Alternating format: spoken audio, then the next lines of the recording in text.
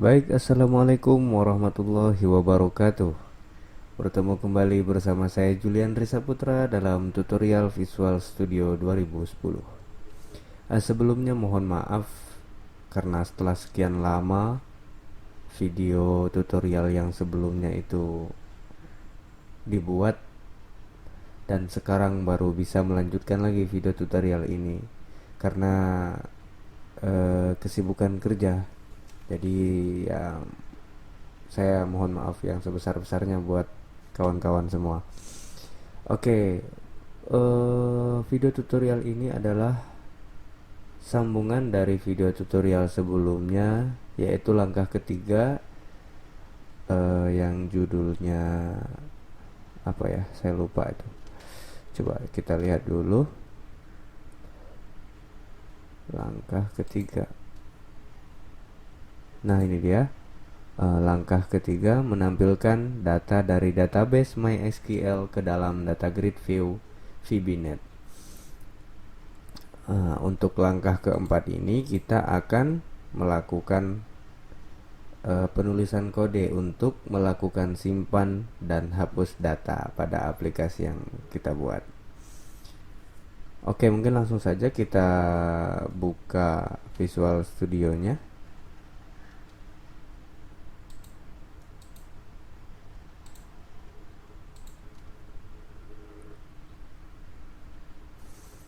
Oke, kita buka kembali project yang telah lama hilang. Coba kita lihat. Nah, ini adalah bentuk formnya. Mungkin kalau kawan-kawan lihat di sini, tampilan desktop saya berubah. Itu karena saya dulu terakhir kali membuat video menggunakan Windows XP dan sekarang saya sudah menggunakan Windows 7. Coba kita running dahulu.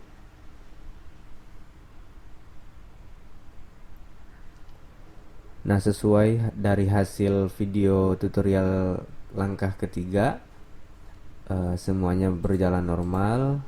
Seperti ini, data gridnya sudah menampilkan sesuai nama-nama field yang ada di database.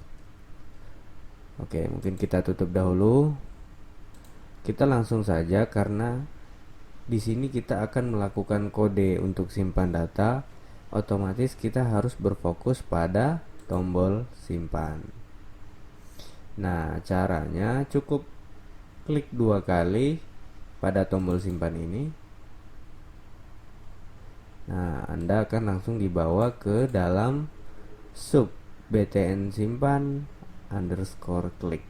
Artinya pada saat maksudnya kode ini akan kita tuliskan pada saat nanti tombol simpan itu diklik. Oke, mungkin langsung saja. Sebenarnya ada yang saya tahu nih, gitu kan. Yang saya tahu ada dua cara. Cara yang pertama itu cara yang standar-standar saja. Ya biasanya nih banyak diajarkan di kampus-kampus kita, gitu kan. Dan cara kedua itu membuat kodenya menggunakan parameter. Nanti akan kita bahas kedua-duanya pada video tutorial ini. Oke, mungkin yang pertama saya akan coba dengan cara insert biasa. Nah, yang biasanya banyak tuh mahasiswa-mahasiswa yang masih belajar biasanya diajarkan kode yang seperti ini. Untuk langkah pertama, kita akan membuka koneksi dulu yang sudah kita buat pada tutorial video kedua ya kalau nggak salah. Oh nggak, ketiga ya. Ketik mod connection titik buka db.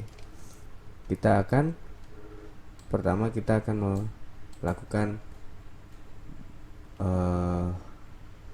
open koneksi ke database. Terus simpan sama dengan kutip 2. Nama tabelnya kita lihat dulu, nama tabelnya saya lupa.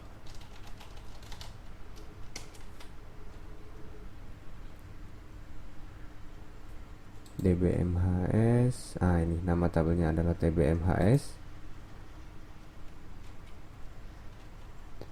Sorry. Insert into TBMHS values.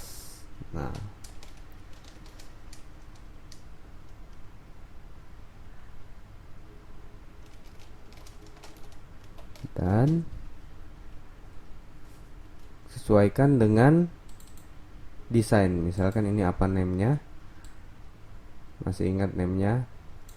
Nah, ini teks name, sedangkan yang ini teks nama, yang ini teks alamat, dan ini CMB jurusan. Jadi pada kode kita harus samakan juga. Misalkan seperti ini, insert into TBMHS values. Yang pertama itu txt name titik teks simbol dan kutip 2 kutip 1 koma kutip 1 kutip 2 simbol dan kembali txt nama titik teks.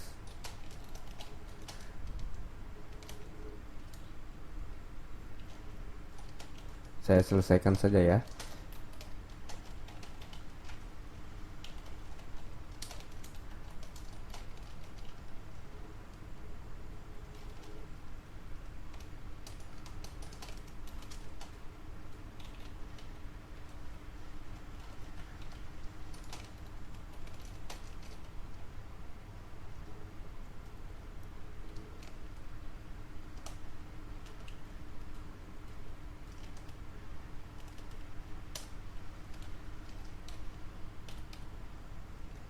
Nah, seperti ini.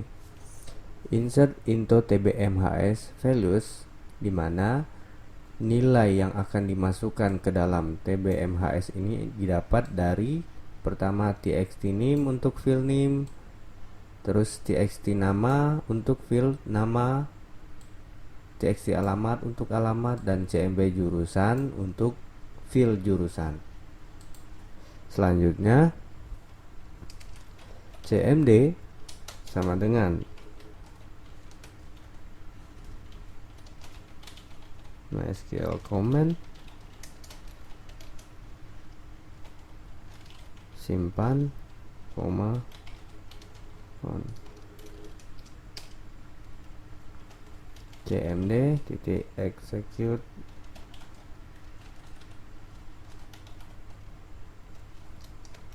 non query.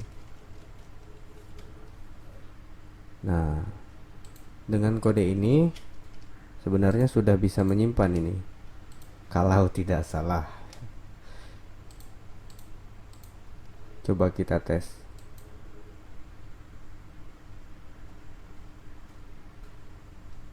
Misalkan name-nya 022, nama Julian Risa Putra, alamat Jalan Kembang, jurusannya listnya belum saya isi ya. Di sini coba saya ketikkan saja dulu, misalkan MI. Saya klik simpan. Tidak ada terjadi reaksi apa-apa. Nah, coba kita jalanin, kita close dulu, terus kita jalanin lagi. Kita lihat udah ada data apa belum. Lihat, ini dia data yang kita masukkan tadi. Nah, seharusnya saat kita klik simpan harus refresh dong data gridnya gitu ya. Cara untuk melakukan refresh ke data gridnya itu cukup dengan memanggil kembali sub tampil grid ini ke dalam tombol simpan tadi. Yang terpenting letaknya itu setelah kode menyimpan datanya. Kan logikanya disimpan dulu datanya baru tampil ke data grid. Nah, itu. Jadi caranya cukup kita tambahkan call tampil grid di ujung. Coba lagi. Misalkan yang baru 031, nama mahasiswanya Joko, alamatnya Jalan Bunga, jurusannya SI gitu. Kita klik simpan. Nah, langsung muncul kan yang ini. Nah, itu untuk melakukan simpan data serta langsung refresh ke data grid view. Tapi masih ada nih kurang kayaknya. Saat setelah klik tombol simpan, lalu refresh data grid view-nya, dan ini text box ini harusnya harus kosong gitu kan. Sebaiknya seperti itu. Caranya adalah kita close dulu. Caranya kita buat subroutine baru lagi. Sub bersih. Nah, seperti itu, sub bersih, dimana isi dalam subroutine bersih ini adalah seperti ini. Txt name sama dengan kosong gitu. Txt nama, oh sorry, itu titik teksnya tinggal kosong. Txt alamat titik teks sama dengan kosong. cmb, cmb jurusan titik teks sama dengan kosong. Yang ini tinggal titik teksnya. Nah, bagaimana nanti setelah kita klik tombol simpan ini, data grid view-nya langsung refresh, terus text box ini langsung clear, kosong gitu. Caranya ya sama seperti kita memanggil tampil grid tadi. Kita letakkan setelah tampil grid. Artinya setelah proses melakukan refresh pada data grid view, maka sistem akan langsung menghapus huruf-huruf atau karakter yang ada di text box. Cukup kita panggil dengan kal bersih. Nah, seperti ini. Nah, boleh kita coba lagi running. Misalkan saya ketik lagi yang baru 091, NIM-nya namanya Zainab, alamatnya Jalan Pasir Putih, jurusannya MI. Nah, saya klik simpan. Apakah yang terjadi? Simsalabim. Nah, datanya refresh dan text box ini langsung kosong. Seperti itulah kira-kira untuk tombol simpan dengan cara sederhana yang seperti ini. Nanti mungkin untuk penjelasan yang menggunakan parameter akan saya jelaskan pada video tutorial selanjutnya, yaitu langkah kelima. Nah, untuk selanjutnya kita akan membuat kode pada tombol hapus, ya kan? Nah, untuk tombol hapus ini tentu biasanya kita akan melakukan pencarian data terlebih dahulu. Artinya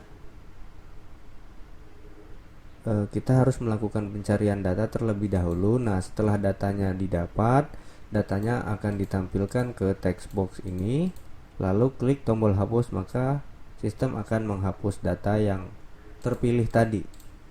Begitu kan? Oke, caranya klik 2 kali di tombol hapus.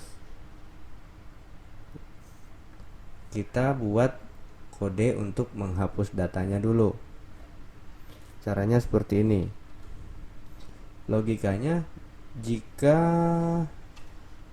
di dalam text box ini nanti masih kosong, nggak ada terdapat data, saat kita klik tombol hapus, maka sistem akan menampilkan pesan bahwa tidak ada data yang akan dihapus, seperti itu. Jadi kita akan gunakan logika if txt, kita ambil contoh di sini menggunakan txt name.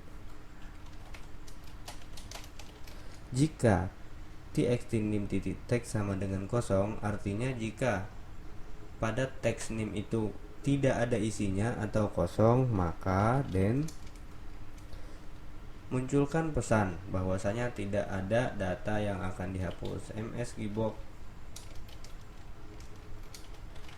tidak ada data yang akan dihapus. Silakan cari data terlebih dahulu. Titik. Stylenya kita buat apa ya, kritikal ya, biar agak seram-seram gimana gitu. Terus judulnya kita kasih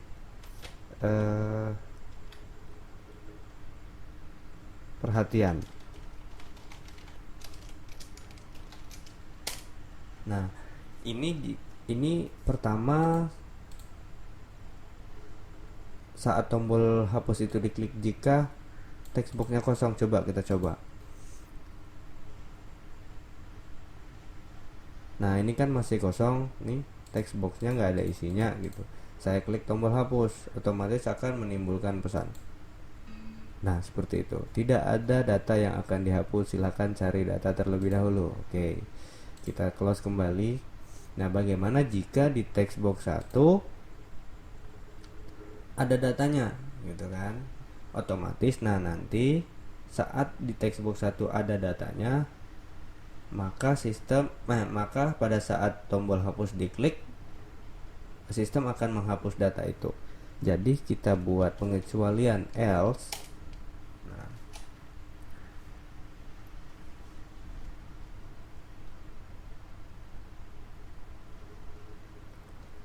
else kita buka dulu mode connection, titik buka DB, kita buka dulu koneksinya, lalu cmd sama dengan new MySQL command select, kita masukkan query select untuk melakukan pencarian data. Select name atau pakai bintang boleh juga, cuman ini kayaknya nggak direkomendasikan karena bakal berat, dia akan baca seluruh data. Jadi kita ambil name-nya saja. Select name from tbmhs where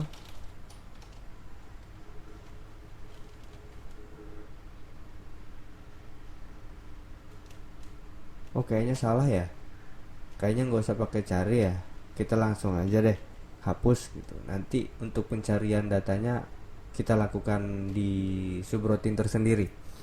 Jadi langsung saja seperti ini, hapus sama dengan delete from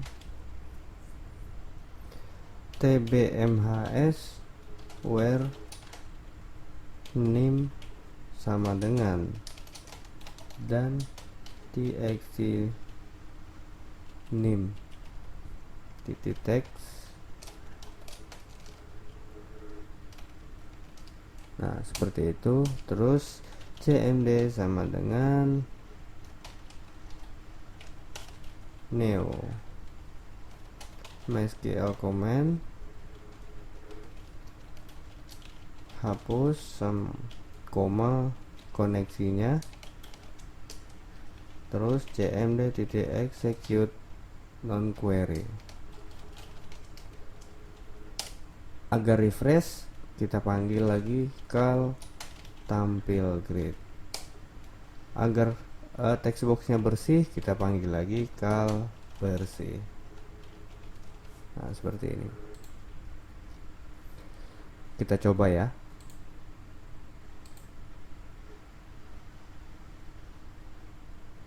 Nah, di sini masih kosong, kita klik, tidak ada data yang akan dihapus. Nah, coba saya ketikkan yang NIM-nya ada di sini ya.